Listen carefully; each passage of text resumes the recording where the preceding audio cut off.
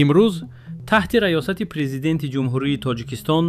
Пешвои миллат ва Раиси Шӯрои амният муҳтарам Эмомалӣ Раҳмон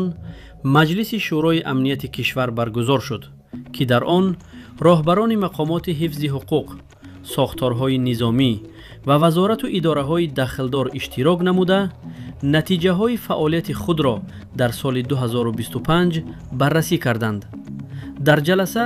масъалаҳои таъмини амнияти давлату ҷомеа, мубориза бо ҷинояткорӣ, ҳифзи сарҳади давлатӣ, пешгирии терроризм ва экстремизм, қочоқи маводи мухаддир ва ҷиноятҳои муташаккили фаромиллӣ мавриди муҳокима қарор гирифтанд. сарвари давлат ба масъулон ҷиҳати таҳкими валояти қонун, бартараф кардани камбудиҳо, баланд бардоштани омодагии қувваҳои Мусаллаҳ, беҳтар намудани шароити хизмат ва зиндагии хизматчиён, инчунин рушди рақамикунонӣ ва таъмини амнияти киберӣ супоришҳои мушаххас доданд.